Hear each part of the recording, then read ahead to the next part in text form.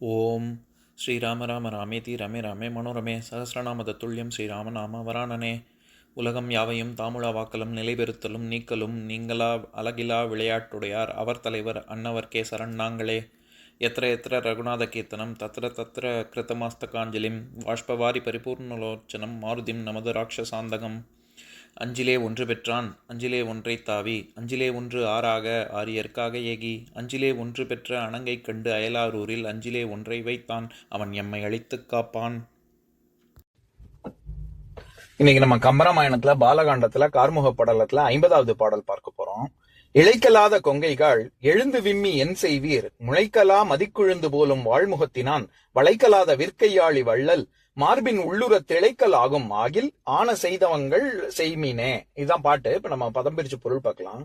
இழைக்கலாத இழைக்காது பருத்து வரும் கொங்கைகள் தனங்களே எழுந்து விம்மி நீங்கள் மேன்மேல் எழுந்து பருத்து வருதலால் என் செய்வீர் என்ன காரியத்தை சாதித்து விடுவீர். முளைக்கலா வானில் தோன்றாத மதிக்கொழுந்து போலும் என்றும் ஒரு தன்மை தாயுள்ள சந்திரனை போன்ற வாழ் முகத்தினான் ஒளியுள்ள முகத்தை உடையவனும் வளைக்கலாத வில் யாராலும் வளைக்க முடியாதபடி அரிதான வில்லை கை ஆளி வள்ளல் கையில் ஏந்தியவனுமாகிய அருள்மிக்க அவனுடைய மார்பினுள் திருமார்பை உரத்திழைக்கலாகும் ஆகில் இருக தழுவக்கூடிய வழி ஏற்படுமாயின் ஆன செய்தவங்கள் செய்மினே அதற்கேற்ற செய்யத்தக்க தவங்களை செய்யுங்கள். இப்ப நம்ம இந்த பாட்டுல இருக்கக்கூடிய நயங்களை பார்க்கலாம். அதாவது கொங்கை முளைத்தெழுவதன் பயன் என்ன? அவனுடைய திருமார்பை தழுவிக்கொள்வது அப்படின்னு சீதை தன்னுடைய மார்புக்கே உபதேசம் சொல்லக்கூடிய விதத்துல அமையக்கூடிய ஒரு பாடல். அதாவது இப்ப நம்ம சாதாரணமா சொல்லுவோம்ல, இப்ப யாராவது ஒருத்தவங்க அழுதுகிட்டு இருக்காங்க அல்லது வருத்தப்பட்டுக்கிட்டு இருக்காங்கன்னா, நீ இப்படி வருத்தப்படுறதுனால ஒரு பிரயோஜனமும் இல்ல, ஆக வேண்டியதை பார்க்கணும், அந்த வருத்தம் தீர்ப்பதற்கு என்ன வழியோ அதை பார்க்கணும். சும்மா அப்படி ஒன்னு அழுதுகிட்டு இருந்தா உடனே எல்லாம் மாறிடுமா? என்ன மாறாது அப்படின்னு நம்ம சொல்லுவோம்ல. அந்த உபதேசத்தை சீதை தன்னுடைய தனங்களுக்கே சொல்லக்கூடிய விதமாக ரொம்ப அற்புதமா இந்த பாடல்ல தெரிவிக்கிறார் கம்பர். என்னன்னா, பொதுவா விம்மி விம்மி அழும்பொழுது என்ன ஆகும்? மார்பு மேல் எழும்பி வரும். அது இயற்கையான ஒரு விஷயம். அப்படி மேல் எழும்பி வரும் மார்பகங்களுக்கு திருமார்பை நீ அடைவதுதான் உனக்கான பயன் அப்படின்னு சீதை சொல்றா. என்ன? உரத்திழைக்கலாகும் ஆகில் ஆன செய்தவங்கள் செய்மினே அப்படின்னு. அதாவது அவனுடைய திருமார்பை இருக தழுவக்கூடிய வழி ஏதாவது உண்டுன்னா அதற்கு என்ன தவங்கள் செய்யணுமோ அதை செய்ய. இப்படி விம்மி விம்மி அழுவதனால் ஒரு பிரயோஜனமும் இல்லை அப்படின்னு.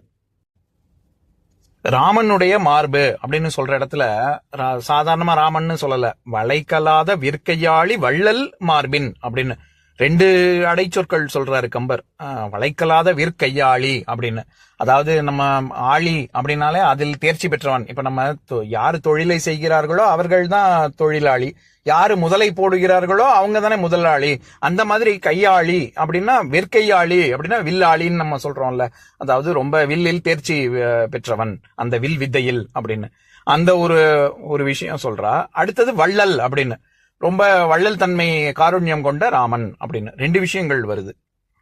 இதுல இன்னொரு விஷயம் என்னன்னா, பொதுவாகவே பல பாடல்கள்ல நம்ம கம்பராமாயணத்துல ஏற்கனவே நம்ம பார்த்த பாடலும் சரி, இனிமே நம்ம பார்க்கக்கூடிய பாடல்களும் சரி, எங்கெல்லாம் ஒளி பொருந்திய, அதாவது ஒளி வீசக்கூடிய சந்திரன் போன்ற ஒளி படைத்த பெண்கள் அல்லது ராமன் அப்படின்னு சொல்லி சில இடங்கள்ல அப்படி சொல்லுவார் கம்பர். சில இடத்துல அந்த சந்திரனுக்கு கூட களங்கம் இருக்கும், தேயும் மறையும், தேயும் வளரும், அந்த ஒரே தன்மையில இருக்காது. ஆனா ராமச்சந்திரன் அப்படி இல்லை அப்படின்னு சொல்லி அந்த மாதிரி உயர்வாகவும் சொல்லுவாரு. அந்த மாதிரி வரக்கூடிய பாடல் தான் இது. ஏன்னா இங்க என்ன சொல்றாரு? முளைக்கலாம் மதிக்கொழுந்து போலும் வாழ்முகத்தினான் அப்படின்னு.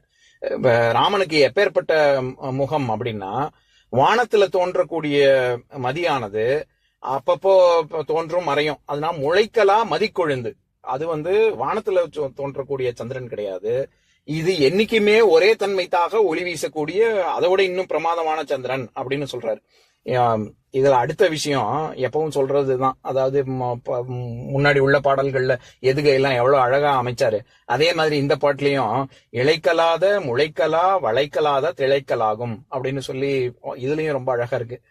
இந்த மாதிரி எதுகை மோனையெல்லாம் ஓசை நயம் கேட்டு கேட்டு எனக்கு இந்த வானில் தோன்றக்கூடிய சந்திரன் இல்ல, இந்த ராமனுக்கு இன்னும் அழகா இருக்கக்கூடிய முகம் ஒளி வீசுகுது அப்படின்னு சொல்ற இடத்துல இவரோட இந்த மாதிரி பாடல்கள் படிச்சு படிச்சு எனக்கு என்ன தோணுதுன்னா, இந்த ராமச்சந்திரன் யாமச்சந்திரன் கிடையாது. அதாவது யாமம்னா இரவுல, இரவில் வரக்கூடிய சந்திரன் யாமச்சந்திரன் கிடையாது, இது ராமச்சந்திரன், இது வேற சந்திரன் அப்படின்னு அப்படி சொல்லணும். இவர் கூட சேர்ந்து கம்பரோட சேர்ந்து எனக்கும் அப்படி சொல்லணும்ன்ற ஆசை வந்துடுச்சு.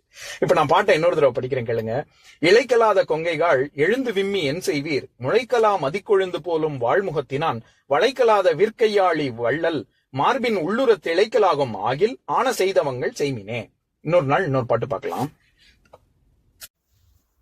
ஓம் சாந்தாகாரம் புஜகசயனம் பத்மநாபம் சுரேஷம் விஸ்வாதாரம் ககனசத்ரசம் மேகவர்ணம் சுபாங்கம் லக்ஷ்மீகாந்தம் கமலநயனம் யோகி ஹிருத்யானகம்யம் வந்தே விஷ்ணும் பவபயஹரம் சர்வலோகைகநாதம். உம்பரோடு இம்பர்காரும் உலகம் ஓர் ஏழும் ஏழும் எம்பெருமான் என்று ஏத்தி இறைஞ்சி நின்று ஏவல் செய்ய தம்பியரோடும் தானும் தருமமும் தரணி காத்தான் அம்பரத்து அனந்தர் நீங்கி அயோத்தியில் வந்த வள்ளல். ஓம் பூர்ணமதః பூர்ணமிதம் பூர்ணாத் பூர்ணமுதஸ்யதே பூர்ணஸ்ய பூர்ணமாதாய பூர்ணமேவாவசிஷ்யதே. ஓம் சாந்தி சாந்தி சாந்திஹி. ஓம் சர்வேஷாம் ஸ்வஸ்திர்பவது சர்வேஷாம் சாந்திர்பவது சர்வேஷாம் பூர்ணம் பவது சர்வேஷாம் மங்களம் பவது. ஓம் சாந்தி சாந்தி சாந்திஹி. ஓம் சர்வே பவந்து சுகினः சர்வே சந்து நிராமயாः சர்வே பத்ராணி பஷ்யந்து மா கஷ்சித் துக்கபாக் பவேத். ஓம் சாந்தி சாந்தி சாந்திஹி.